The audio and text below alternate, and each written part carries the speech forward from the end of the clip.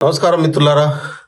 నిన్న గౌరవ ముఖ్యమంత్రి రేవంత్ రెడ్డి గారు ప్రెస్ మీట్ తోని పూర్తిగా అమెరికా పర్యటనలో తెలంగాణ రాష్ట్ర ముఖ్యమంత్రి గారిని పోనీయకుండా అడ్డుకున్నది రాజకీయ కారణాలతో అనేటటువంటి విషయం మరింత స్పష్టమైంది. బీజేపీ పార్టీ నాయకులు, కేంద్ర ప్రభుత్వంలో ఉన్నటువంటి పెద్దలు నిన్నటిదాకా సీఎం రేవంత్ రెడ్డి గారు పర్యటనకు సంబంధించినటువంటి వివరాలు పూర్తిగా అందించలేదు కాబట్టి ఆయన పర్యటనను అమెరికాకు పోనీయకుండా రద్దు చేశాము, పర్మిషన్ ఇవ్వలేదని చెప్పుకున్నారు.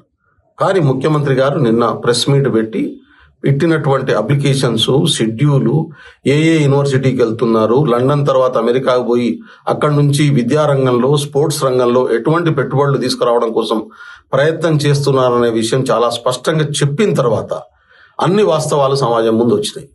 మొదటి నుంచి కూడా బీజేపీ పార్టీ, మోడీ ప్రభుత్వం తెలంగాణకు వ్యతిరేకంగా వ్యవహరిస్తున్నది. తెలంగాణ ప్రజల్ని అవమానం చేస్తున్నది. తెలంగాణ ఉద్యమాన్ని అవహేళన చేసినటువంటి పరిస్థితి ఉంది. సందర్భం వచ్చిన ప్రతిసారి తలుపుల దగ్గరేసి రాష్ట్రాన్ని ఇచ్చినటువంటి అపవాదం చేసే ప్రయత్నం చేస్తుంది. రాష్ట్ర ఉనికినే గుర్తించడానికి వ్యతిరేకించినటువంటి సందర్భం ఉంది.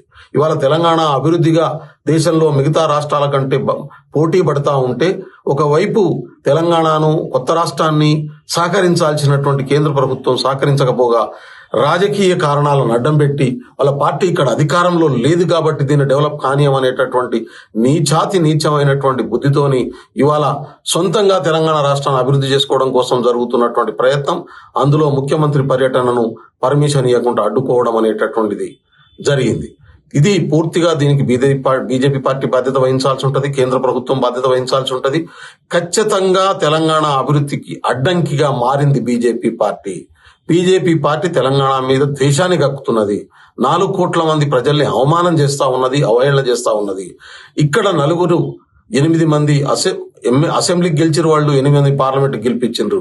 తెలంగాణ ప్రజలు ఓట్లేసిన తర్వాతనే బీజేపీ కేంద్రంలో అధికారంలో రాగలిగింది. నిజంగా ఇవాళ 8 మంది ఎంపీలు కనుక ఇక్కడ గెలిచి ఉండకపోతే కేంద్రంలో బీజేపీ అధికారంలోకి వచ్చేటటువంటి అవకాశం లేకపోయేది.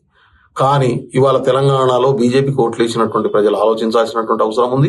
ముఖ్యమంత్రి పర్యటనను అడ్డుకోవడం, తెలంగాణ అభివృద్ధిని అడ్డుకోవడం, సందర్భం వచ్చిన సందర్భంలో తెలంగాణ ఉద్యమాన్ని, తెలంగాణ ప్రజలను అవమానం చేయడం, ఇది రివాజుగా మారినటువంటి పరిస్థితి ఉంది.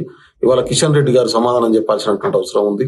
బీజేపీ నుంచి ఎన్నికైనటువంటి ఎంపీలు, ఎమ్మెల్యేలు సమాధానం చెప్పాల్సినటువంటి అవసరం ఉంది.